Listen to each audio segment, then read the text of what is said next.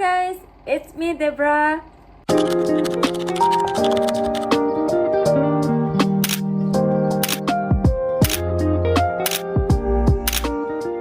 Welcome back to this channel. So today is the first episode of Dealing with Flesh series. The reason why I want to talk this topic is because we often struggle dealing with our weaknesses, aka our flesh in our daily life. So today we're gonna talk about pride. I think most of us know this word and maybe we've been struggling with our pride in our daily life. Now pride gets a bad reputation in some circle, and honestly sometimes it's for a good reason. But not all pride is the same. There's a positive pride and there's the kind that leads us away from God and others. So let's break it down. The first one is the positive pride. This is the kind that pride that's healthy. It's when you feel good about your hard work, or when you're proud of who God made you to be, or when you value your culture, your family, and your personal growth. This type of pride is about self-respect, not self-worship. And honestly, it can be a good motivator. It pushes us to do our best, take care of ourselves, and live out ourselves. But then there's a negative pride, what we often call arrogance. This is the kind of pride that says I'm better than you, I don't need anyone, or even I don't need God. It's create distance between us and others, and between us and God. And across cultures and religions, this kind of pride is seen as destructive. It can be the root of conflict, broken relationships, even downfalls. So we want to see what does the Bible say about pride. In Christianity, pride is often listed as one of the 7 deadly sins. Why? Because it tempts us to evaluate ourselves above others and even above God. But the Bible doesn't just call it out, it gives us the antidote.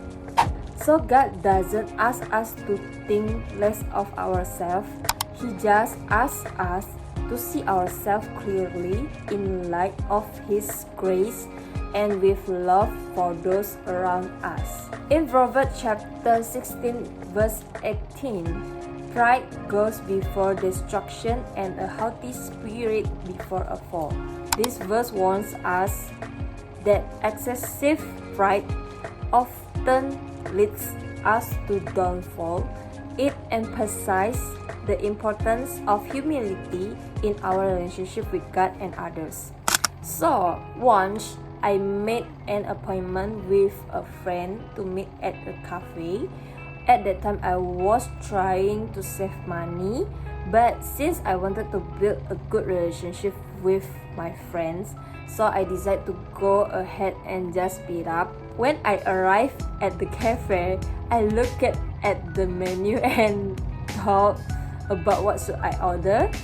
Logically, since I was trying to save my money, right, it would have been wise for me to choose something that within my budget. But because of my pride, I was afraid of being looked down, so I ordered something that relative expensive just for the sake of my pride in front of my friend and the waiters that taking my order. As a result, I end up not saving money after all. I realized that I'm still struggle with pride in my life even though I've been following Jesus for many years. In our daily lives, we can struggle with our pride without even realizing it. The Bible says pride goes before destruction and a haughty spirit before a fall. This means that when we let pride control our thoughts, our action, like trying to appear better than others and like refusing to admit our weaknesses. It can lead us into mistakes, broken relationships, or regret. God reminds us to stay humble because humility protects our heart and help us to live wisely. The first step to letting go pride is just asking God to show us where it's hiding. Like David prayed in Psalm chapter 139, "Search me, O God, and know my heart." That simple prayer can change so much. And another thing that helps me to letting go my pride is practicing gratitude. Because pride says, I earn this. But gratitude reminds me everything that I have is from God. 1 Corinthians chapter 4 verse 7 says, "What do you have that you did not receive?" When we keep thanking God daily or even for the little things, it softens our hearts. And then there's this one, choosing humility on purpose. So you have to choose humility on purpose. That might look like admitting when we are wrong, listening more, or serving someone without needing the credit. 1 Peter chapter 5 verse 5 says, "Clothe yourself with humility."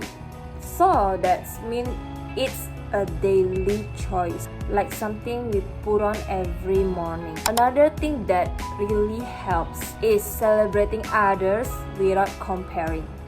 Honestly, it's hard sometimes, especially when you see someone else succeeding in areas that you've been praying for. But comparison only feeds pride and insecurity. 1 Corinthians chapter 13 says, "Love doesn't envy or boast." So instead of comparing, I'm learning to cheer people on, even in seasons when I feel unseen. And of course, we can talk about humility without talking about Jesus. He is our perfect example. Philippians chapter 2 says, "He humbled himself even to death on the cross." Jesus chose humility even though he was God. That kind of love is powerful, and it reminds me what the true humility looks like. And finally, stay accountable. Pride grows in isolation. That's why we need people in our lives who will be honest with us. Friends who love us enough to say, "Hey, that didn't sound like humility." And it's not always comfortable, but it's worth it. So here's my encouragement to you. We all wrestle with pride in some way, but God is patient, He's kind. And in James chapter 4 verse 6 say, "God opposes the proud but give grace to the humble." So let's walk in that grace. One step, one prayer, one surrender at a time. You are not alone in this, and God's not done with us yet. So remember, dealing with pride isn't about being perfect. It's about walking daily in humility and letting God shape our heart. Thanks for watching. Hope this video will be a blessing to you guys, and support me by liking this video and subscribe my channel, and don't forget to click on the bell button so when I upload the new episode of this series you get the notification. Okay, bye bye.